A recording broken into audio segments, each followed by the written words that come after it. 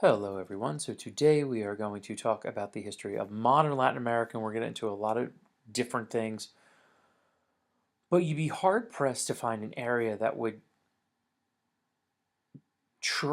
change drastically in such a short period of time in the scope of world history as you would have in Latin America with the arrival of the Europeans. And we're going to get into this in depth and talk about it in a variety of different ways. So I want you to do a little something on your notes. So I'm going to keep the questions relatively limited here.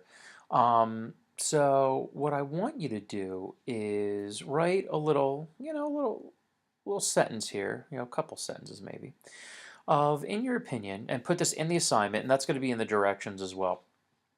Is how can one single person change the scope of human history? What can one person do? I'm not a big guy on necessarily always talking about big man history or individual history because I think we often lose a lot of things there. But you can't deny there's some people that have dramatically changed the world. And what I would like to get is for you to write a couple of your own thoughts on people that you feel fit that bill, okay? And remember, you can choose for the better or for the worse because influence doesn't necessarily have to be a good thing. Now, let me give you an example. It doesn't even have to be the most incredible person, a guy like Isaac Newton or something like that. Sometimes relatively unknown individuals can do spectacular things, and that act can lead to some really, really great things in the future. And I'll give this guy John Howland. John Howland was a passenger on the Mayflower. During the voyage, he actually fell off the boat. I mean, that's not supposed to happen. And normally, if you fall off the boat in the middle of the North Atlantic, you are going to die. However, as he was falling off the boat, he managed to grab a rope and hold himself up. And he was pulled behind the ship for miles. Somehow he was able to keep a grip on it. The men got him back up, and remarkably, the man did not die. And so he went and did kind of things that guys in that time period did. He helped get the colony established. He also did not die that first year, which a lot of people actually did. And he got married and he started a family, married a woman by the name of Elizabeth Tilley. Now, the question is like, you're like, why does Mr. Lynn know so much about this like random guy?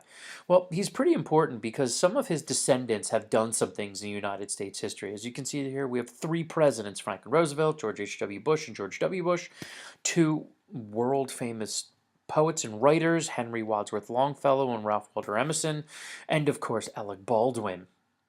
Or more important to me, though, I have a little bit of a deeper tie here because John Howland is my wife's great, great, great, great, great, great, great, such and such grandfather, and my children are his direct descendants. Interestingly enough, my wife actually had 5 descendants on the Mayflower because you had Elizabeth Tilley and some of her family members. And so there you go, you have one guy can do these incredible things. Now, in this case, we've got Christopher Columbus. And yes, was Christopher the Columbus the first European to show up? No. Can you discover somewhere that doesn't, or can you discover a place that already has people in it? I guess technically, no. But his voyage changed the world. And you need to understand that. Yes, the Vikings reached the New World, but they got beat up by the natives and they left and never told anybody about it. And yes, they were already natives here. Sadly, they're going to suffer quite a bit. But when Columbus showed up, the entire world changed. Now, many of you know the story that he was able to convince the Queen of England, Isabella, in the year 1492, when she was able to stabilize and reconquer all of Spain, to send him out on this journey, ostensibly to find the Indies. And he, of course, didn't get to the Indies, but he founded an entirely new land, landing on Hispaniola, probably Haiti and the Dominican Republic. Also believed he kind of sailed around the Bahamas as well. But by getting to this new land and showing how easy it actually was in comparison to some other voyages, this entire hemisphere is going to change. okay, you're going to see death, sadly, on a scale that has almost never been seen in history, except for maybe the Mongol conquests, and we'll talk about that at a different date.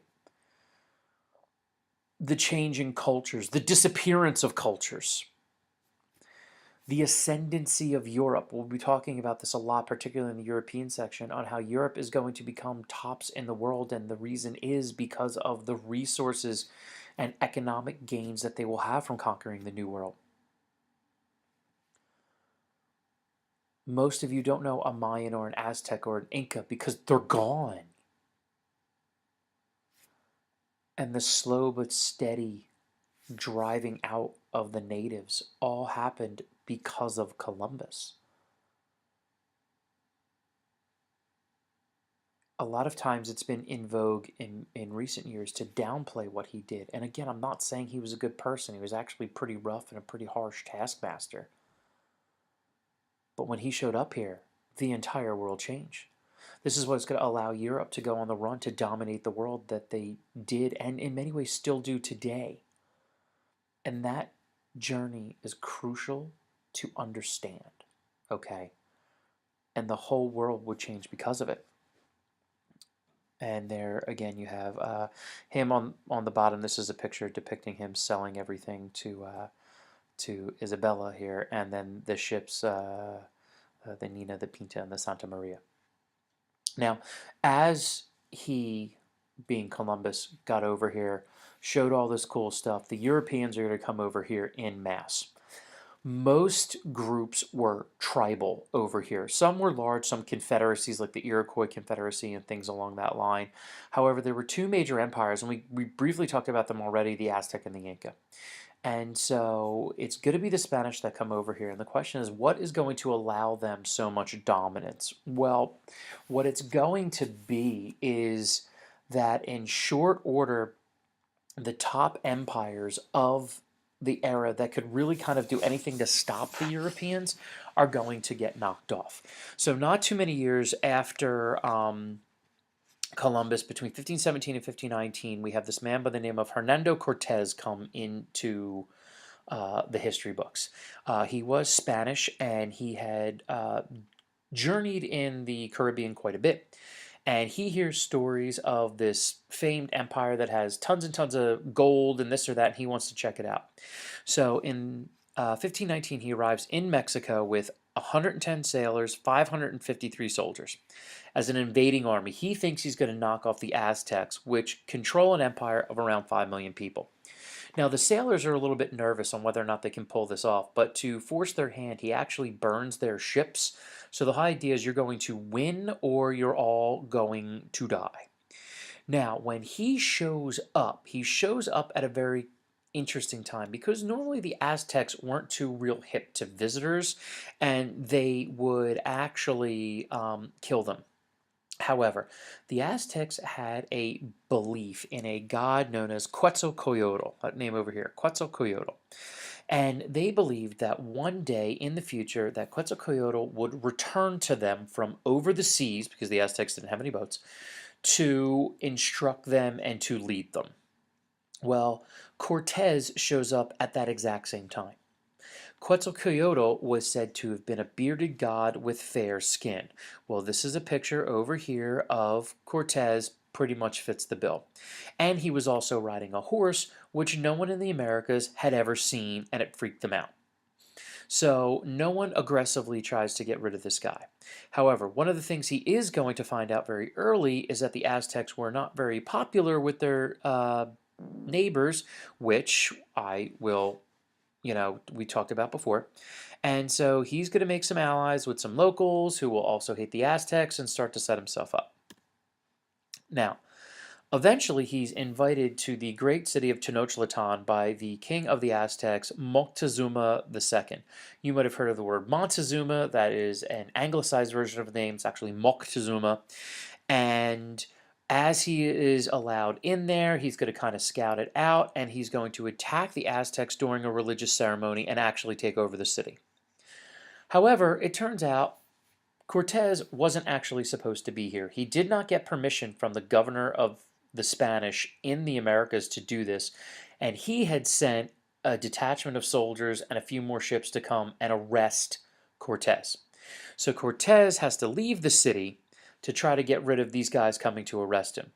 While he's gone, the Aztecs are able to push out the Spanish from Tenochtitlan, but they don't necessarily have the wherewithal to go and try to continue to pursue them. So Cortes, while all this is going on, is able to defeat the people that were sent to arrest him, then gets, or whoever he doesn't defeat, he actually gives them the option to join him. Many men will join him. And over the next year and a half, he's going to fight a series of battles with local allies to slowly but surely take over the Aztec Empire until finally they're going to siege the city of Tenochtitlan, and that's when smallpox hits. And disease is going to be absolutely devastating. We're going to talk about it a lot. So many natives in North and South America will die. They refer to this as the Great Dying, but smallpox is absolutely devastating. I'm going to talk about more in a little bit. And he is able to conquer the entire Aztec Empire. And with the Aztec Empire gone, nobody's going to be able to defeat the Spanish, and they're just going to slowly but surely absorb all of Central America and start working on the islands. But a guy with a little over 500 men, eventually maybe up to 600-700, is able to knock out the Aztec Empire. What's even more remarkable than that was Francisco Pizarro, who was also a Spaniard, and his takeover of the Incan Empire. He arrives in Peru in the year 1532 with only 177 men and 62 horses. Again, the Incan Empire had 6 million. He is going to march inland with the express purpose of, I'm going to be able to take over everybody and we're going to just be awesome. And he is able to knock off some villages until eventually he gets to this town in the Andes Mountains, which, remember, where most of the Inca were, called Cajamarca. And no, he doesn't really use guns. He has some guns, but those guns are very ineffective and very actually dangerous at the time. They're more or less to scare people. At the Battle of Cajamarca, as it's known, the Incan Emperor Atahualpa actually had an army of 40,000 men. But for some reason, he decides to meet Pizarro with only a few unarmed retainers and nobody else. As he shows up, Atahualpa shows up with a bunch of his men, none of which are armed. The Spanish realize it and they attack him. The Spanish wipe out almost all of the men that were supposed to be protecting Atahualpa. They take him captive, and the only Spanish casualty is Pizarro, who got a scratch on the head, and that was it. In order to show how much stronger he was than Atahualpa, after capturing him and basically freezing the Incan Empire, because the Incans kind of believed their emperors to be semi-divine, so the fact that this guy was captured paralyzed them. Atahualpa would shortly thereafter be executed, although supposedly he converts to Catholicism right before it. And the empire completely fractures and collapses. Within a few months, they being the Spanish, take the capital city of Cusco, and they install a king that answers to just them. Eventually, about a year later, there was one rebellion, but the Spanish crush it.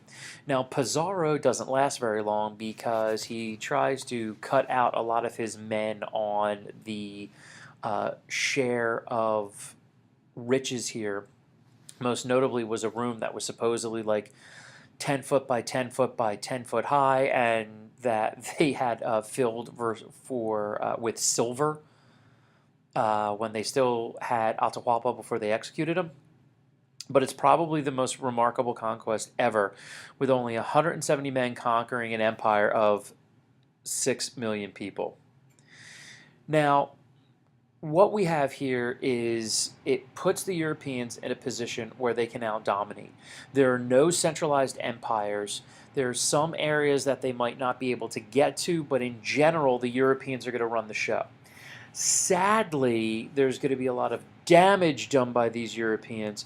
And we're going to talk a lot about this called the Columbian Exchange and these things that are going to happen, eventually going to get slavery. But nonetheless, these three guys in succession, both Columbus and getting everybody there, Cortez and Pizarro conquering the only empires that could maybe do anything about it. You're also going to add in the influx of disease, which we talked about with the Aztecs, but I'm going to expand upon it. And there's no turning back for the Europeans. Okay, make sure you follow the directions, write down your comments and questions, plus the whole, individuals important to history, and I'll see you guys soon.